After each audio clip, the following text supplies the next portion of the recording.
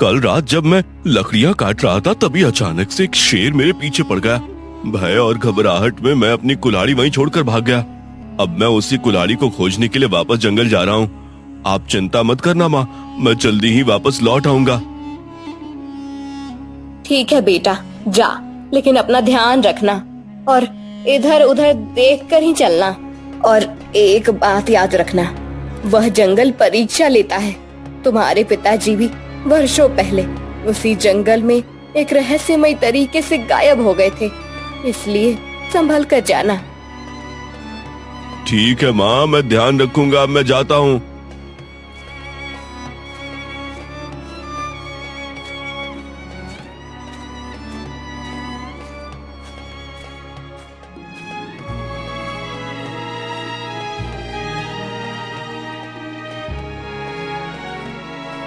अरे कहाँ गई मेरी कुल्हाड़ी? मैंने भागते समय तो यहीं फेंकी थी, कहाँ गई आखिर? फिर अमन जंगल के अंदर तक चला जाता है और एक भयानक दृश्य देखकर डर जाता है। अमन के पैर वहीं थम जाते हैं, क्योंकि उसने जो दृश्य देखा वो बहुत ही भयावह था। उसकी कुल्हाड़ी से राजकुमारी की मृत्यु हो गई थी। अमन राजकुमारी को मृत देखकर घबरा जाता है। हे भगवान, मुझसे ये क्या अनर्थ हो गया और कैसे हो गया? राजकुमारी जी मर गई, वो भी मेरी कुल्हाड़ी से। हे भगवान, मुझे बचा लेना। यदि किसी को पता चला तो मेरा क्या होगा? उसी क्षण महाराज अपने मंत्री और सिपाहियों के साथ वहां आ पहुंचते हैं। हे भगवान, ये क्या अनर्थ हो गया? मेरी प्यारी बेटी को ये क्या हो गया? कौन है वो निर्दयी जिसने मेरी मासूम बेटी की हत्या कर दी? वह दुष्ट कौन है जो राजकुमारी की हत्या करने का दुस्साहस कर चुका है? महाराज, यह अत्यंत दुखद घटना है, कृपया ध्यान दें। राजकुमारी की हत्या ऐसी लकड़हारी की कुल्हाड़ी से हुई है। इस लकड़हारी की कुल्हाड़ी पर खून का निशान भी है और राजकुमारी की हत्या इसी से हुई है। इससे बड़ा प्रमाण और क्या चाहिए? अरे दुष्ट, मेरी फूल सी बेटी की जान लेने की जरूरत कैसे की तुमने? इसके बदले तुम्हें ऐसी सजा मिलेगी जो इतिहास में याद रखी जाएगी। महाराज, मेरी बात का विश्वास कीजिए, मैंने राजकुमारी को नहीं मारा। मैं तो यहाँ अपनी खोई हुई कुल्हाड़ी ढूंढने आया था। महाराज, मुझे जाने दीजिए, मैंने कुछ गलत नहीं किया। महाराज अमन को बंदी बना लेते हैं और उसे राजमहल ले जाते हैं।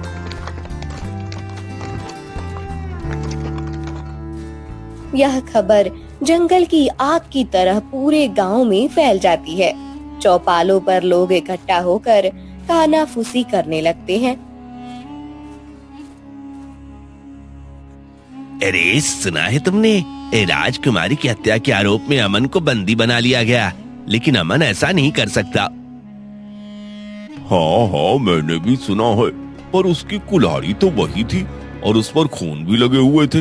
आखिर सच्चाई क्या है वो तो हम लोग नहीं जानते, लेकिन महाराज ने उसे सख्त सजा देने का आदेश दिया है। ये बात जैसे ही अमन की माँ के कानों तक पहुँचती है, उसके पैरों तले जमीन खिसक जाती है।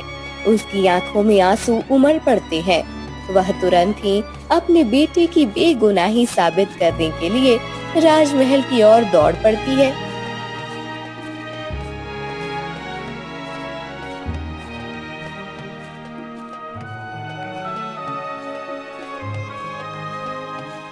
महल के दरवाजे पर पहुंचते ही उसे सैनिक रोक देते हैं।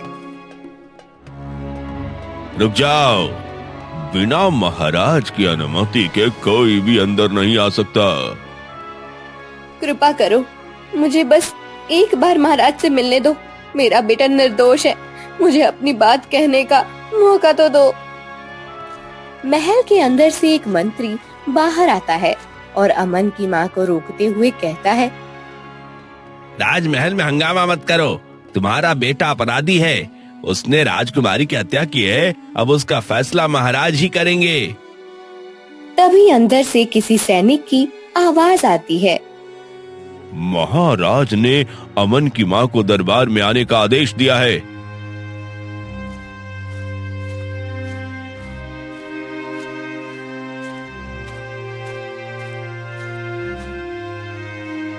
महाराज, इस महिला का पुत्र रंगे हाथों पकड़ा गया है।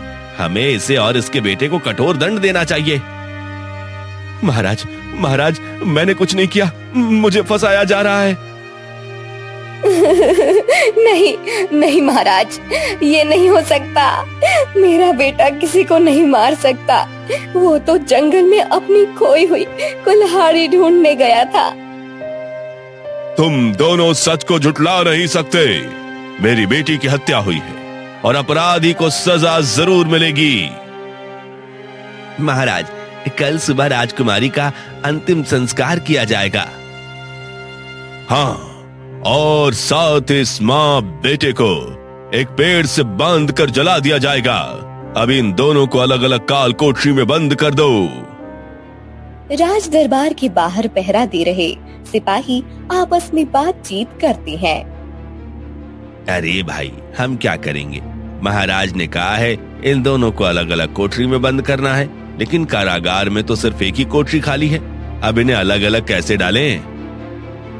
अरे, क्या तुम भूल गए? उस काल कोठरी में एक ऐसी कोठरी भी है जहाँ एक तांत्रिक तपस्या करते करते प्राण त्याग चुका था। हाँ भाई, ये तो मैं भूल ही गया था, लेकिन याद है ना, उस तांत्रिक के कोठरी के पास कोई नहीं जाता। कल तक तो वो लड़का जीवित तो रहेगा ना? अरे हाँ, अब छोड़ो ये सब बातें, देर हो रही है, चलो दोनों को कोठरियों में बंद कर देते हैं।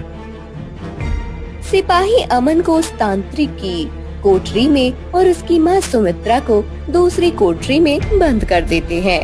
सुमित्रा रोते हुए भगवान से प्रार्थना करने लगती है। हे भगवान, मेरा बेटा इतने सालों बाद तो कुछ कमाने लगा था।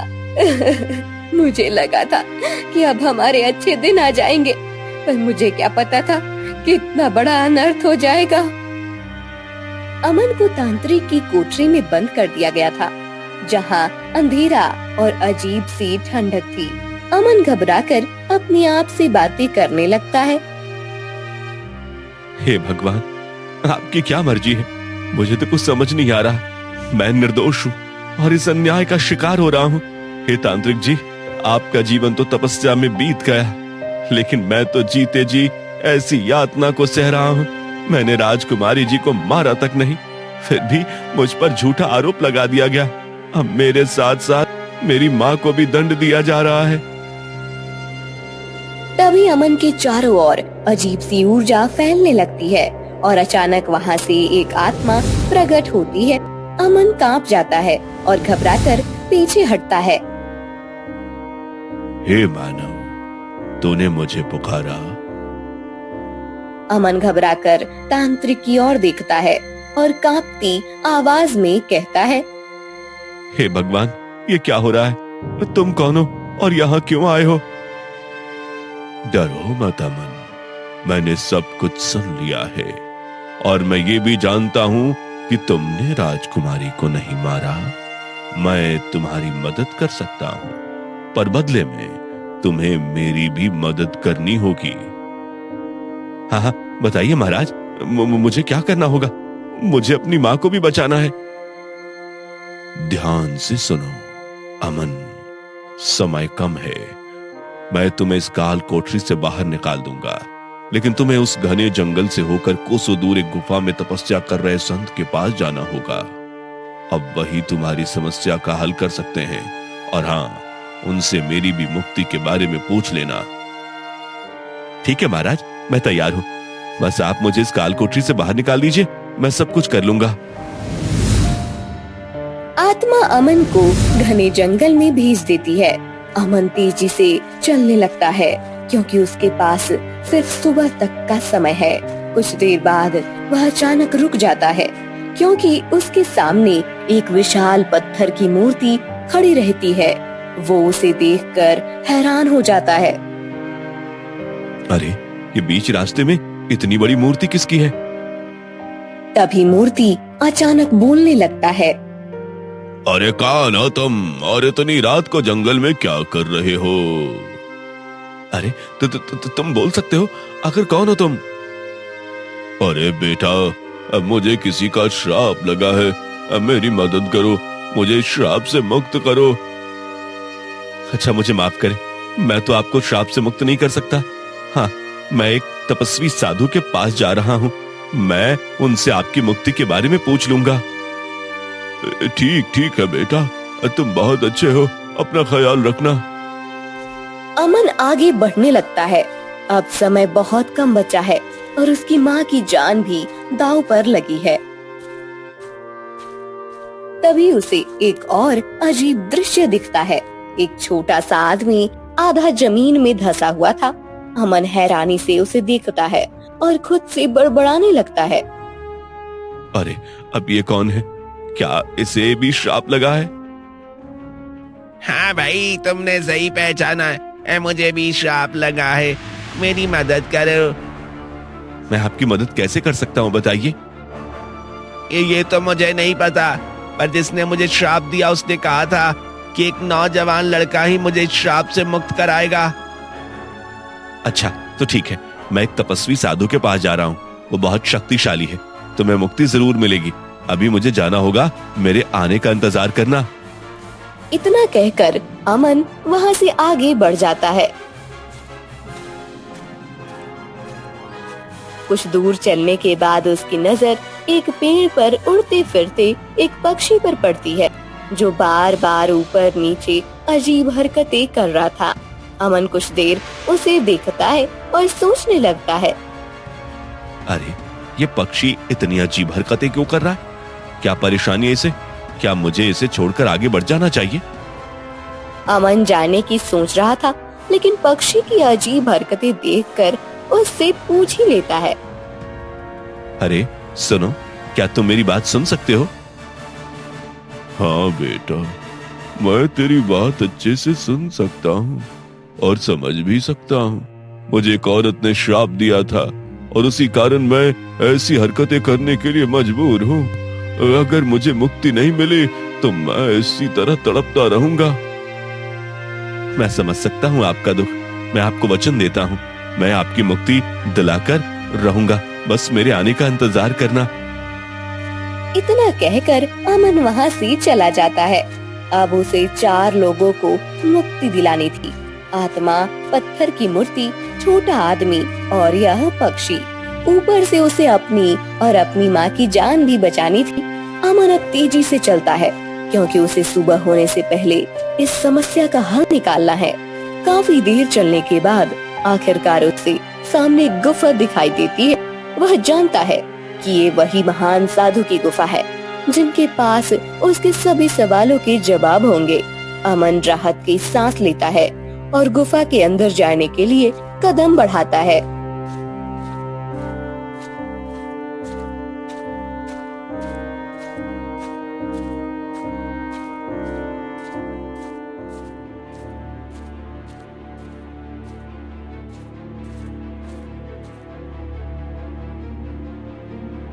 शांति रखो अमन, सब ठीक हो जाएगा।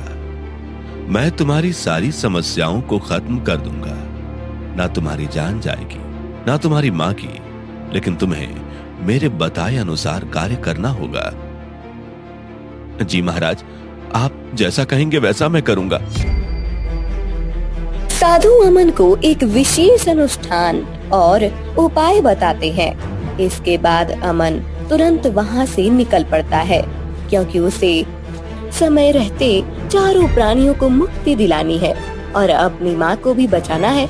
सबसे पहले वह उस पक्षी के पास पहुँचता है, जो पेड़ के ऊपर चक्कर काट रहा था। बेटा अमन, क्या तुम्हें मेरी मुक्ति का मार्ग मिला? हाँ, आप चिंता मत कीजिए, मुझे पता लग गया है कि आपको कैसे मुक्ति मिलेगी।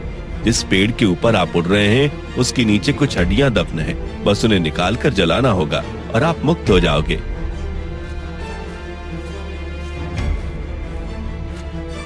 अमन जल्दी से जमीन खोदने लगता है और हड्डियों को निकालकर अमन जल्द में आग लगा देता है। जैसे ही हड्डियां जलने लगती हैं, वैसे ही पक्षी चमकते हुए एक मानव के रूप में बदल जाता है। लेकिन आश्चर्य की बात यह थी कि वह व्यक्ति बिल्कुल अमन की तरह दिखता था, मानो दोनों का कोई गहरा संबंध हो। आप तो मेरी तरह दिखते हैं, ये कैसे संभव है? बेटा, ये लंबी कहानी है, लेकिन पहले बाकी लोगों को मुक्त कर दो, मैं तुम्हारे साथ चलता हूँ।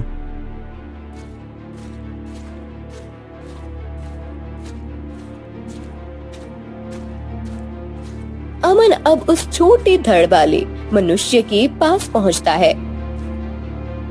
अब मुझे पता चल गया कि तुम्हें कैसे मुक्ति दिलानी है, बस तुम मेरे साथ चलो। अमन उसे अपने कंधे पर बैठाकर आगे चलने लगता है।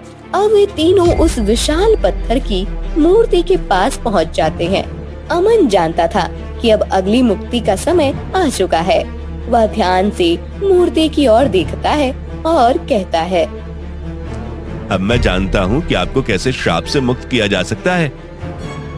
अमन, हमें क्या करना है? मैं बताता हूँ काका, बस आप देखते जाइए। अमन छोटे मनुष्य को उठाकर बड़ी मूर्ति पर जोर से फेंकता है। दोनों टकराते हैं और मुक्त हो जाते हैं। वे अमन का धन्यवाद करते हैं। धन्यवाद बेटा। अमन, तुमने हमारी मदद की, अब हम भी तुम्हारी मदद करना चाहते हैं। जब मैं मूर्ति था तब मेरे दाएं पैर के नीचे एक जादुई जल का छड़ा छिपा था, उसे निकाल लो, वो आगे चलकर तुम्हारे काम आएगा। कोई बात नहीं काका, ये तो मेरा फर्ज था। अब हमें जल्दी से महल पहुंचना होगा, वहां मेरी माँ की जान खतरे में है।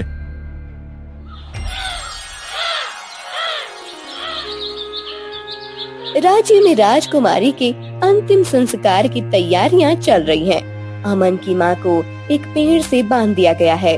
चारों ओर लोग इकट्ठा हैं।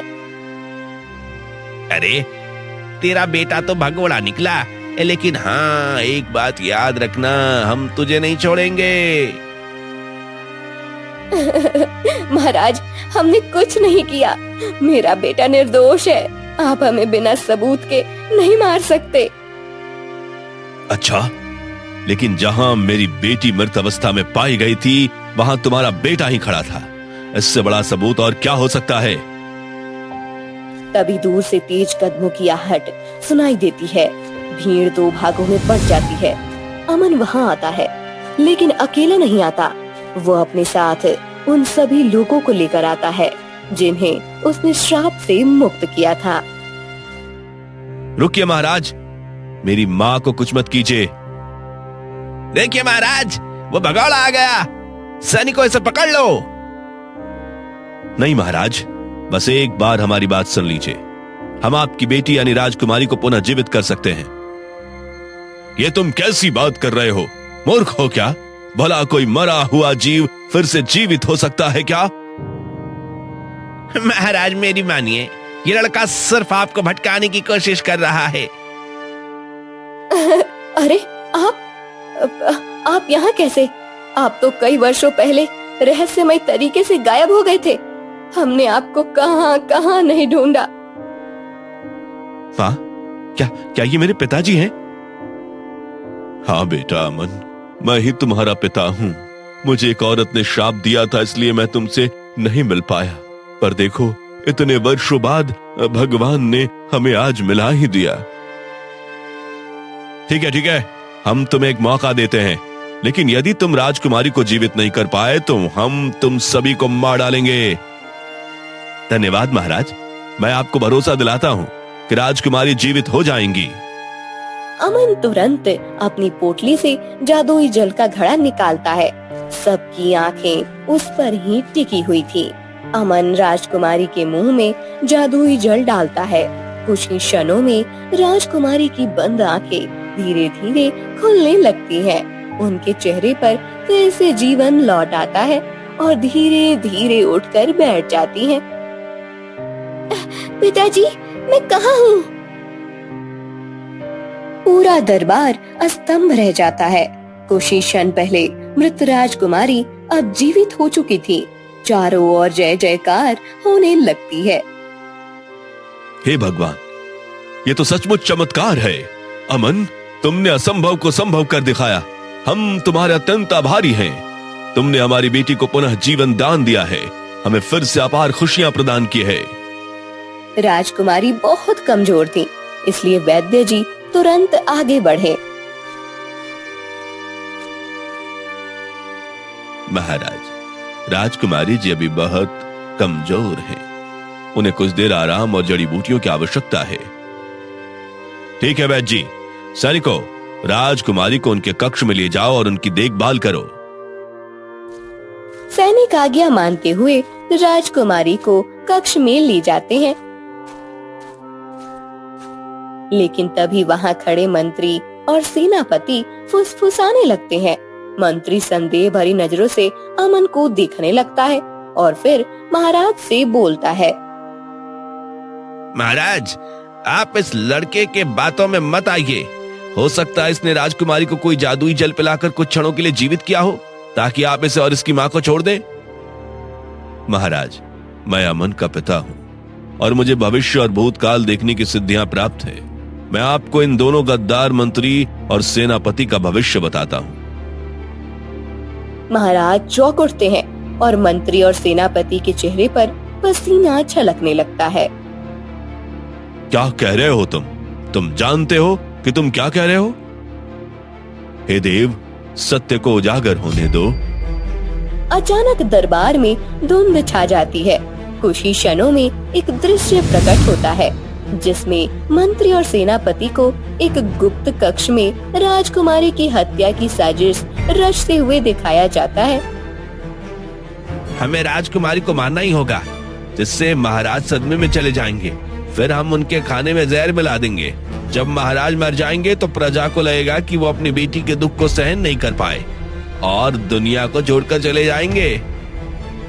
हाँ मंत्री जी, फिर आप इस राज्य के राजा बनेंगे और मैं आपका मंत्री। नहीं नहीं, ये झूठ है, ये सब झूठ है महाराज। तो ये सब तुम लोगों की चाल थी? तुमने ही मेरी बेटी की हत्या की थी? महाराज हमें क्षमा कीजिए। हमने लालच में आकर ये सब किया था, पर हमने नहीं सोचा था कि ये बात यहाँ तक पहुँच जाएगी। महाराज गुस्से में लाल हो जाते हैं और तलवार निकालते हैं। सभी लोग मंत्री और सेनापति को घेर लेते हैं। अमन और उसकी मां राहत की सांस लेती है। तुम दोनों ने विश्वासघात किया है। इसकी सजा सिर्फ मृत्यु है। सैनिकों, इन दोनों गद्दारों को तुरंत ही बंदी बना लो। तुम दोनों ने मिलकर मेरी फूल सी बच्ची को मार डाला। हमने तुम पर कितना भरोसा किया था, लेकिन तुमने हमें धोखा दिया। अब हम तुम्हें नहीं छोड़ेंगे। महाराज, आपकी काल कोठरी में एक तांत्रिक का कंकाल पड़ा है, जिसे अब तक मुक्ति नहीं मिली। यदि आप आज्ञा दें तो मैं इस जादुई जल से उनको छिड़काव कर मुक्त करना चाहता हूं, ताकि उनकी आत्मा को शांति मिले। ठीक है अमन बेटा, तुमने तो हमारी आंखें खोल दी। हमें समझ नहीं आता कि हम तुम्हारा धन्यवाद कैसे करें। महाराज, आपको तो पता ही है, मुझे भविष्य और भूतकाल देखने की सिद्धि प्राप्त है। यह घटना कई वर्ष पहले की है। एक गरीब औरत अपने बीमार बच्चे को लेकर मेरे पास आई थी। उसने मुझे अनुरोध किया कि मैं उसके बच्चे को भविष्य देखकर बताऊं कि कौन सी जड़ी बूटी उसे ठीक कर सकती है। लेकिन मुझे लालच आ गया और मैंने उससे सोने के सिक्के की मांग की। वो बहुत गरीब थी और सिक्के देने में असमर्थ थी। उसने बहुत मिन्नतें की, बहुत गिड़गिड़ाई, लेकिन मैंने उसकी कोई मदद नहीं की। हमारे विवाद के कारण उसका बच्चा तड़प तड़प कर मर गया। गुस्से में आकर उसने मुझे श्राप दिया। जिस तरह आज मैं अपने बच्चे से दूर हो गई, उसी तरह तू भी अपने परिवार से दूर हो जाएगा। मैं जहाँ अपने बच्चों को दफनाऊंगी, वहीं तू एक पक्षी बनकर उसकी रक्षा करेगा। जब तक मेरे बच्चे को मुक्ति नहीं मिलेगी, तब तक तुझे भी मुक्ति नहीं मिलेगी। अमन उस तांत्रिक के ऊपर वो जल डाल देता है और उस तांत्रिक को भी मुक्ति मिल जाती है।